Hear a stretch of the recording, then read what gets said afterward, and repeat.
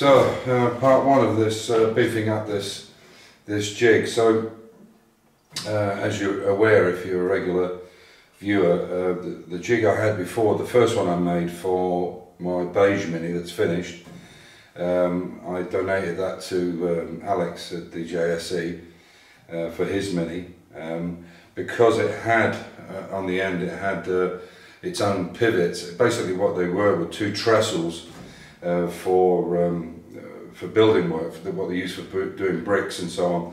They're just adjustable trestles, and then I put a piece of pipe in it, welded a piece of pipe, and then had pipe going through the car. And when this car was nearly finished, I thought, well, I'll try and make one similar to rolloverjig.uk, I think .co.uk. What I didn't realise was, and I think everybody's aware of it now, is that it's okay, these jigs are great. I mean, for doing any kind of work underneath the car, it's absolutely the way to go. And for what they produce them for, it would be difficult to do it for a lot less than that. By the time you put your hours and everything in. But if you want to practice your welding, it's probably a thing to do. So as I say, what I'm going to do is I'm going to beef this up a little bit. Now, in this particular case, this jig I have here is for my it's for the E-types. I did my E-type on it, I did Nigel's E-type on it, I did the two bodies on it of the XK150 roasters, and I wanted to do all the minis, the other two minis that I have now. So basically I sold my Land Rover, my 67 Series 2A, and for what I sold that for, I've got enough to buy the two minis and a bunch of spares, so I was quite happy with that. And the Land Rover probably will never get done anyway. So what I want to do now is I want to make, even though this car is almost finished, it's mainly cosmetic work it needs now. Structurally it's absolutely sound, but I'm going to make it fit this car, so I know it will fit the other two as well. So basically what I'm going to do now is I'm going to strengthen these bars up, and then if you have a jig like this one here, where it has its own spinner here, you don't need a tubular, but what you do need is you need something to go from front to back to stop it doing this, because what's happening is you've got all the support on the back of the rear wheel arches and then on the front bulkhead, but you have nothing in the middle. So if you start cutting out the middle, you're going to have problems, and you've already seen that in one of my videos where it was basically coming down like that. So what I intend to do is either to use a tubular from one end to the other, or a square bar. As long as it's not got a lot of flex in it, it should be no problem at all. There are advantages and disadvantages with both, but what I want to be able to do is be able to take the tubular out but still leave it on the jig. So that means I have to kind of rework or remodify what I've already got. So the idea is I could use it for multiple uses. For instance, if I want to keep it on the front, I could take the tube out and prop it up with a trellis of some kind, or I could actually take the tube out, prop it up, and take the back piece off if I had to do a floor, or I had to do the rear tubs, whatever it was. So the idea is to be able to use at least one part of the jig, whichever. So this is why that's why I'm doing this video, to show different ways of doing it. You can do this whichever way you like, as long as it's safe and the welding's good. So what I'm doing now at the moment is I'm just lining everything up, getting it all square to itself. I've got a set square there, I've set squared everything, I've tacked it in place. I'll do the same with this bar, then I'll take it out completely, and then I'll show you the seam welds, and I'll do a complete seam weld with it. For the welding side for the guys, if you use something like a machine mart or something like that, DIY welder, they're extremely difficult to weld with. And so it's a bit of a catch-22, because one is you're learning to weld, secondly the equipment is not good, and that's why it's cheap. It's as simple as that. You get what you pay for, and so it makes it doubly difficult. One, you're learning how to use the equipment, and one, you've got a machine that's not quite up to par.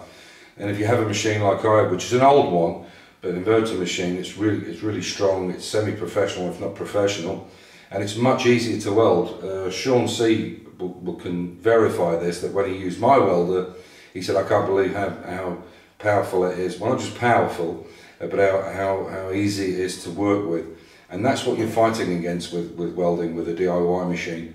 And I'm not suggesting for a minute you go out and buy a pro machine, but perhaps if you get involved with a club and you buy one between you, that might be the better way to go. Something portable, of course. Anyway, so what I'm going to do now is I'm going to spot weld this, and then I'm going to take it out and I'll show you the next bit that I intend to do with it. Okay, so what I'm going to do is I'm going to put a weld across here. I tacked it on the front because that's the access I had to it when it was in the Mini, and I'm going to draw a weld all the way across here, across the back and down the other side. And you might see that this has got a bit of paint on it from the original Mini. This is a bit of primer. But you can see the difference when the power's in the welder. If you did this with a DIY welder, it would probably, you want it as clean as possible, especially if the welder is not particularly good. But it should do the job. So I'll start welding.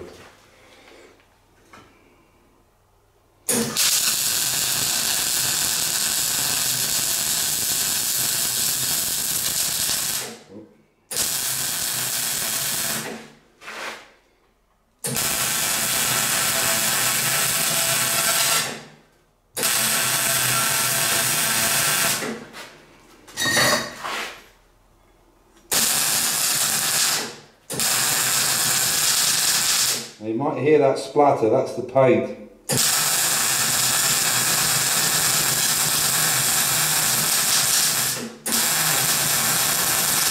And the reason it's getting better is the paint is flaking off as I'm getting the weld done.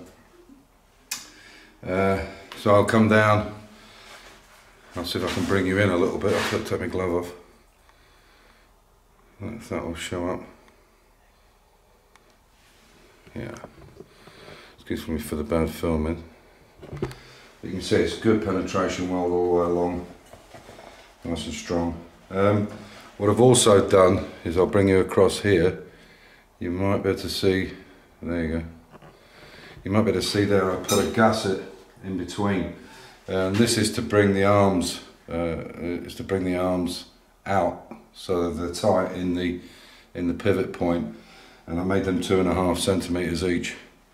So what I'll do now is I'll just tack them in as well. They're tacked in, but hopefully not going to be in the way. Try and come out this way. This might be better.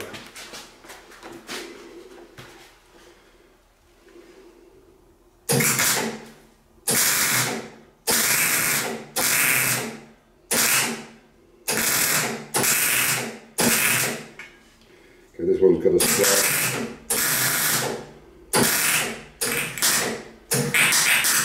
There we go.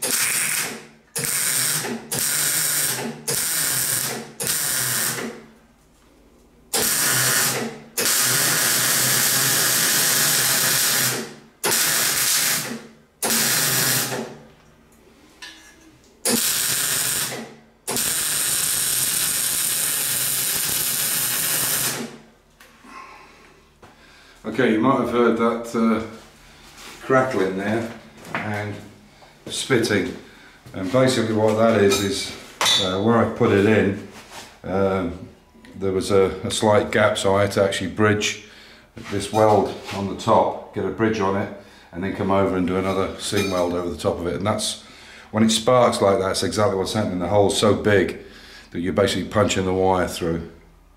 So I'll bring this back out. We can have a go on this other one on this side. Use my hand in the way. So now we'll go on to this one. We'll bring this back a little bit. So we'll come on to this one here. Again, I haven't cleaned the paint, but it's a lot easier with a good welder. But the cleaner it is, the better the weld you get, because you're not fighting against the slag or anything.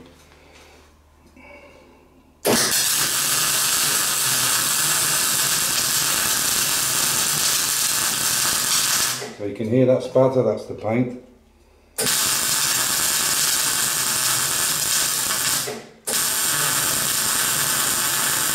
And you can hear now the paint's gone. So you can tell when you've got a problem with it. I'll bring this around slightly.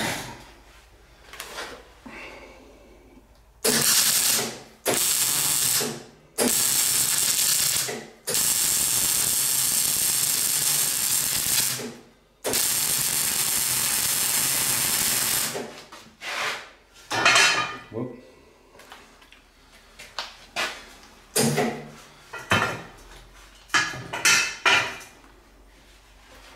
There's one.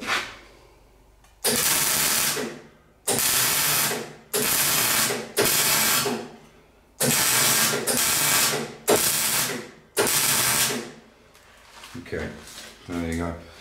The speed on that's a little bit too high. It's on 5 and it should be about 3.5. So I'll go over it again and see how it sounds.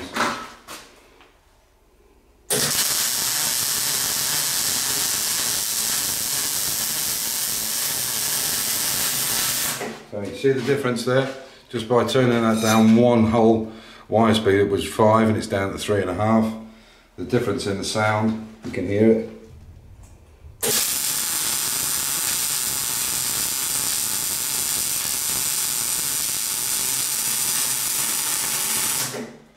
There you go. Okay, so this is it for part 1. You can see that the gussets are in here and the gussets there. I've put this sidebar in just to give you an idea. It's just a mock-up. Obviously it's just sitting there, I haven't gone right the way through because it needs to be short enough that it will lay down onto these. These are 3 centimeters each, and obviously this is 5 because there's 2 angles, 2 bits of angle on them. And the idea would be, I won't use this particular one because they're for the side rails here, and I want to be able to move it, transport it, and it needs to be solid on the bottom. So that'll just give you an idea. So I'll get another bar tomorrow, the right length, and then it'll go right through the car. The nice thing about this situation is if you were doing a floor, you could actually hang things off this to get your measurements correct. You could actually put it in such a way that you could hold certain points, and then when you put the new one in, you could use that as a jig. So it would just be a matter of cutting a little square hole there, or not square. What I'll do is actually just a 3-sided, and then just bend it down, and then when you finish, you just knock it back up, flatten it, weld it up, and so that's it for part 1. So as usual, stay safe, keep the faith, enjoy your hobby, and just make sure you're safe in what you're doing. Really take it out and go over the welds, because trying to just go in and tack it might not give you the right penetration. Take the time to take it out and really weld it properly. Okay, so bye for now. Bye.